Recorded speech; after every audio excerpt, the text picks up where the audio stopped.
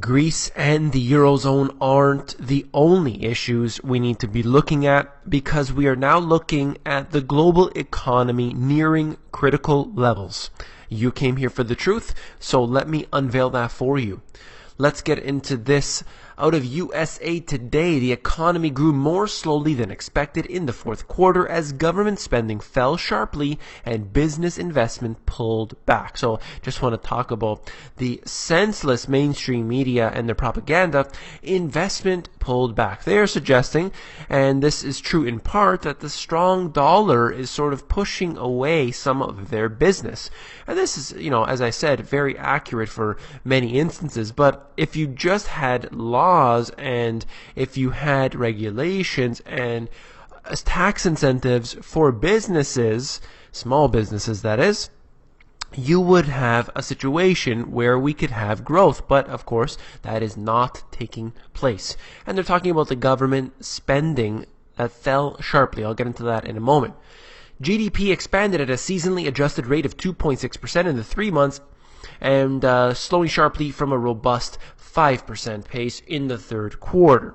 So they had suggested that previously they had 5% growth, but when we looked at the details that I brought to you here, we saw specifically that the 5% growth came from Obamacare, because people were forced to spend more money on their health care, and that boosted the GDP. But I tell you what it didn't boost, it's people's bank accounts, and that's just going to show you how they use these stats, and they are all fraudulent. But we always have the deniers on here. It's quite funny.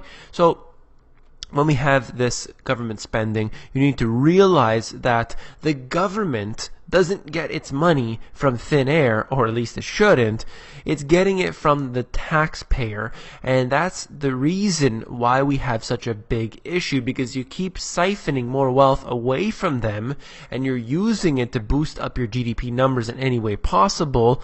And of course, it's a train wreck waiting to happen. This is the Fed of Philadelphia, Charles Plosser. He had a few things to say about interest rates and inflation. And they asked him, given the low level of inflation, what's so dangerous about pressing for faster growth? That's right, because the New York Times, the Fed itself, and the mainstream media, happens to be the New York Times, and we have all of those in the finance industry wanting perpetual growth. So you could never have a decline. Anytime there's a decline, they want you to bring the interest rates down to 0%. They want the loans to get out there to the banks, and they want all of the money siphoned away from the central bank and put into the commercial banks so that they can get their CEO bonuses and so on and so forth. But here we are. Let's look at what he said. I would prefer us trying to be a little more, I guess Greenspan would have called it preemptive, but monetary policy works with pretty long lag sometimes, and so I think we have to be prepared. I believe us acting a little earlier and being able to go gradually than having to wait a long time and having it go rapidly. This is something that I've talked about before, where they always continuously go at a very slow rate. They don't increase it from 0% to 5% overnight. They do so in very, very small steps. But the problem is that they're always too late, because if they react too early, then the markets get upset. So they're always doing it too late. And even when they need to bring the interest rate up much faster, they don't do that, because that again will upset the market. So they're forced into doing it at a slow rate. The only time they didn't do it at a slow rate, we witnessed this back in 1980 when Volcker had to increase them dramatically in a short period of time. And what did that do? It slowed everything down, including the inflation rates. So they would have to do this again, but I really don't think the U.S. government could afford much higher of an interest rate than we are at now. This is out of the Washington Post. They reported that D.C. ranked the 10th in the most millionaires in the country per capita when compared with states. Right here, D.C. has the third highest percentage of households earning $150,000 a year. And the reason I mention this is simply because we have a great disparity that has been formed. You have those in Washington, D.C. making all kinds of money, earning like crazy here. At the same time, you have particular cities and states that are in a very, very big problem. They're unable to earn a solid income for themselves, not to be able to live wealthy and buy their Mercedes-Benz and so on. They just need food to eat. But there are so many who rely on the food stamps and other government programs. So you have increased government spending, all right, but it is surely not coming from people who are buying things like their Mercedes-Benz, unless you live in Washington, D.C., apparently. And then you look at this, just a breakdown. Salary it takes to live comfortably in these expensive cities, Manhattan and Brooklyn, San Francisco, all near the top, Washington, D.C., about 6th place there, it looks like. And you have these cities which have become for rich people, and then a very big divide in between the poor that live there that are struggling to survive. So I'll move on into this right here, and this is HRES 41, expressing the sense of the House of Representatives that the federal government should not bail out state and local government employee pension plans or other plans that provide post-employment benefit to state and local government retirees. That's right. If you run into a financial crisis because you guys gambled all of the money away with your pension money, well, you're not going to get bailed out. And this is a very scary thought because the individual, they didn't have anything to do with the gambling. They don't want any of that. They just want their pension money available to them when they retire. But guess what? The pensions are already being looted in different areas all around the world. I've done the videos about that before. In this HRES 41, they talk about the maximum amount of debt that they are in and the fact that they can't go in any more debt. So this is very, very frightening to anyone who has a pension plan. If you want to know about how they're stealing the pension plans, it was probably about a few weeks ago where I did a video, so check that out. You can go back in my videos and take a look, and I will show you specifically how they are stealing people's pension plans. In my book, I talked about pension plans and Social Security, specifically talking about it works like any other Ponzi scheme whereby new people paying into this pool of money are funding the people receiving the benefits now.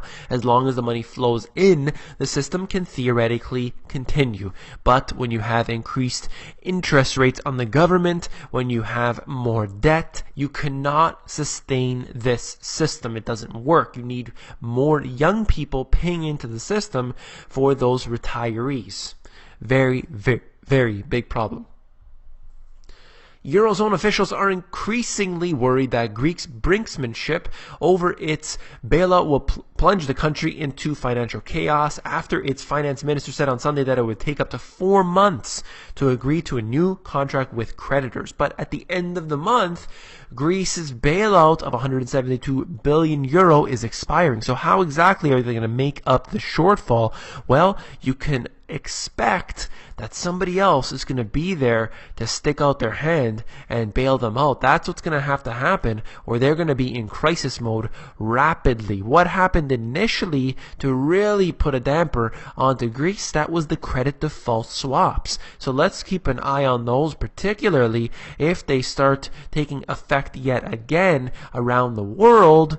This would be very interesting to see how Greece is able to handle this. See, we have a situation where Washington, D.C., everyone's living just fine and dandy, but then you look over in Greece and you have a big problem. But you know what? It's not just Greece either. Look at this. Shanghai Composite down significantly over the past couple months here. Going to show you the volatility that is occurring and that all markets are interconnected in some way. Yes, we can have those markets which are increasing at a time when everything else is decreasing. Particular stocks could be doing better than ever, yet the stock market is moving down. You need to realize that overall the general economy is just in a downward direction. Look at how it has been. Many times I've been showing the charts where we have this never had this bad since Lehman Brothers fiasco that occurred. The same things are happening right now. Look at this, all the way to Brazil. You have the surplus going downwards into the negative, the federal government debt increasing significantly over the past couple years. And again, you go look at their fiscal deficits, their fiscal balance, I should say, really they're in a downward direction. Current account balance, their interest balance, everything is moving downwards. They're hurting right now, even though they're part of the BRIC nations, which, I do agree that in the long term, they're going to do well, these BRIC nations, but in the short term, they are subject to maximum volatility, and that is occurring right now before our very eyes. You have a big situation right here where the stock markets around the world could be fluctuating up and down, but you look at the actual wealth of the individual citizen and it's on a decline on average, depending on where you look around the world. This is being an issue. Then we talk about Social Security and the pension schemes where the governments, because of the debt that they're in, are unable to afford these programs for the people. So what are they going to do? Well, they're going to have to steal it from somewhere else, or the Federal Reserve is going to have to pick up the tab. The central banks in your countries will have to pick up the tab. If they do so, they're going to create massive levels of inflation. If they don't do so, there's going to be riots in the streets. There will be blood in the streets. The military-industrial complex is ready to go because they have the militarized police. They have the army and the militaries waiting to get their boots on the ground. And this will be a very, very interesting scenario that could play out. If you found this video informative, please give me a thumbs up, and don't forget to become an insider. The Insiders is where I give out all my best intel for free, and that is available at themoneygps.com. You just scroll down to the bottom, fill in your email address, and you get occasional emails from me with good, short, concise info.